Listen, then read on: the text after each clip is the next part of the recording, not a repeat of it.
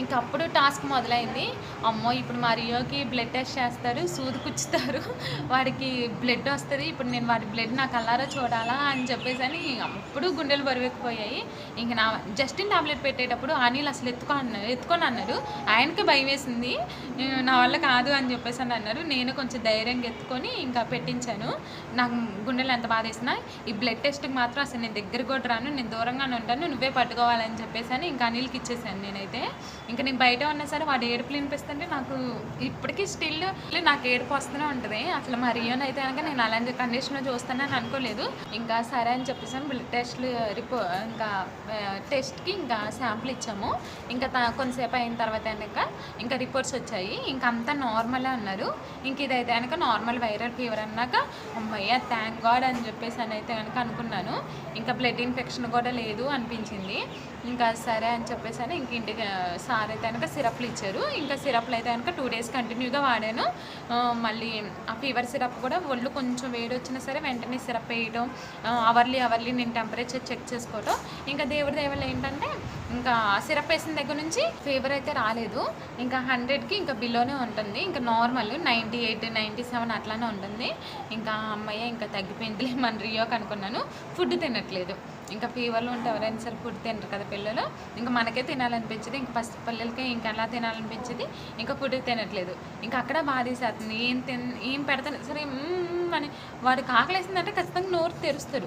ఇంకా వాడికి ఇంకా తినబుద్ధి కావట్లేదని గట్టిగా మూతి బిగించేస్తాడు. అసలు ముద్దు కూడా పెట్టనీయడు. ఇంకా ఏం తినట్లేదు. ఇంకా థర్డ్ అయితే కనుక ఇంకా హాస్పిటల్కి తీసుకెళ్ళి ఇంకా చెక్ సార్ ఇట్లా ఫుడ్ ఏం తినట్లేదు. ఇంకా ఈ 2 days ఉంది కదా మన రియోని చూసుకుని, ఆ 2 days అయితే కనుక కంటి నిండా నిద్ర లేదు. నాకు అసలు నిద్ర వేస్ట్ అనిపించింది. అసలు మన రియో పుట్టిన తర్వాత అయితే కనుక నా లైఫ్లో నిద్ర అనే చాప్టర్ లేదు, తీసి పక్కన పడేసాను. బిఫోర్ మ్యారేజ్, ఆఫ్టర్ మ్యారేజ్ మన రియో పుట్టకముందు అయితే కనుక ఫుల్గా నిద్రపోయేదాన్ని. తినటం, వండి పెట్టడం, అనిల్కి ఆయన డ్యూటీ పంపించడం, నేను డ్యూటీకి వెళ్ళేసి వచ్చేసి ఇంకా హాయిగా పడుకునేదాన్ని. ఇంకా మా అమ్మ ఎప్పుడూ అంటది ఊరికి నిద్రపోవటమేనా, ఏదో ఒకటి తింటా ఉండు అని చెప్పేసి అని.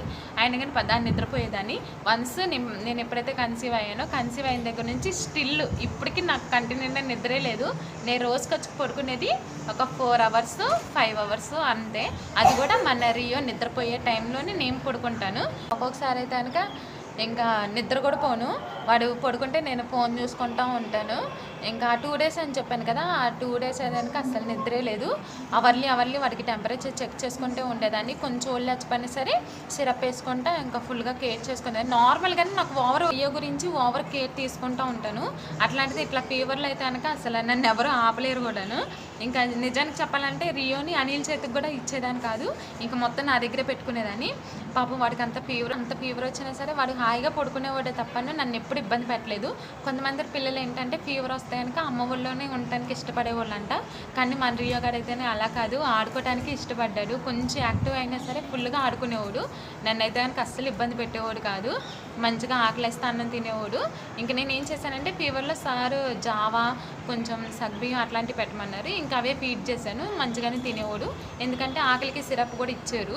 ఫీవర్లో ఉన్నప్పుడు వాడు అన్నం తినేవాడు కాదు. ఇంకా ఏం తినట్లేదు, తాగట్లేదు అని చెప్పేసి అని సార్కి చెప్తే ఇంకా ఆ 3rd day వెళ్ళాను కదా హాస్పిటల్ చెకప్కి. ఇంకా సార్కి చెప్తే కనుక ఇంకా ఆకలికి సిరప్ ఇచ్చారు. ఇంకా ఆ సిరప్ యూజ్ చేస్తున్నా. ఇంకా అట్లా అయ్యింది మన రియో గారికి. ఇంకా ఫైనల్లీ ఇంకా మన రియో అయితే కనుక సెట్ అయిపోయాడు. ఒక్కటే ఇంకా మన రియోకి అయితే కనుక ఇప్పట్లో అసలు ఫీవర్ అనేది రాక మన రియో విషయంలో అయితే కనుక ఇంకా ఫేస్ చేసేసరికి నాకైతే కనుక ప్రాణం పోయి మళ్ళీ తిరిగి వచ్చినంత పని అయింది. ఇంకా మన రియోకి ఏమైనా సరే ఇంకా నా ప్రాణం అయితే కనుక అసలు తట్టుకోలేదు. ఇంకా అంత పిచ్చి నాకు మా రియో అయితే కనుక. రియోని ఇంకా అమ్మకి ఒక 5 నిమిషాలు వదిలేసినా సరే అమ్మ చుట్టూరే తిరుగుతూ ఉంటా. ఏమైనా పెట్టావా, ఏమైనా తాగాడా, ఏమైనా తిన్నాడా అని చెప్పేసి అని. ఇంకా అసలు వదలలేను మన రియోని అయితే కనుక అలా ఒంటరిగా. నేను అమ్మకనే కాదు అత్తయ్య వాళ్ళు ఊరు వెళ్ళినా సరే అత్తయ్య వాళ్ళకే కానీ ఎవరికి ఇచ్చినా సరే రియోని ఎవరికైనా ఇచ్చానంటే కనుక ఆ సరౌండింగ్స్లో నేను ఉండాల్సిందే. అమ్మో ఏమైనా పెట్టేస్తున్నారేమో, నాకు తెలియకుండా ఏమైనా తాపిచ్చేస్తున్నారేమో, ఏమో ఓవర్ కేరు. ఇంకా నా కొడుకు కదా, ఇంకేమైనా పెడితే దానివల్ల వాడికి ఏమైనా ఎఫెక్ట్ అవుతుందేమో, లేనిపోని ఏమైనా కాంప్లికేషన్స్ వస్తాయేమో అని చెప్పేసి అని నాకు చాలా భయం రియో గడి విషయంలో. అందుకని చెప్పి అందులో వాడు చాలా సెన్సిటివ్. ఇంకా ఒక తల్లిగా నేను వాడి విషయంలో అంత స్ట్రిక్ట్గా ఉంటూ అయితే కనుక తప్పలేదని అనిపించింది. నేననే కాదు, ఇంకా ఎవరైనా సరే పిల్లల పట్ల అట్లనే స్ట్రిక్ట్గా ఉంటారు. ఇంకా అది మీకు తెలిసిందే. ఇంకా ఇలా జరిగింది. మన రియో గాడికి ఫీవర్ వచ్చిన ఆ డేస్ అయితే కనుక అలా ఉంది. అలాంటివి ఫేస్ చేసాం మేము. ఇంకా ఫైనల్ అయితే కనుక మన రియో గాడి సెట్ అయ్యాడు, మంచిగా తింటున్నాడు, మంచిగానే ఆడుకుంటున్నాడు. ఇంకా ఇలాంటి సిచ్యువేషన్ అయితే కనుక లైఫ్లో మాకు రాకూడదని చెప్పేసి నేనైతే అనుకుంటున్నాను. ఇంకా ఇంతే మన రియో గాడు. ఇంకా ఫైనల్లీ మన వీడియోలోకి ఎవరు వచ్చారో చూడండి. వచ్చా ఇటు ఉండు ఏడి రియో గాడు ఏడి, అమ్మో ఏడి ఏడి వచ్చేసింది. ఓకే అండి, బాయ్. వెనకాల మన రియో గాడు వచ్చేసాడు.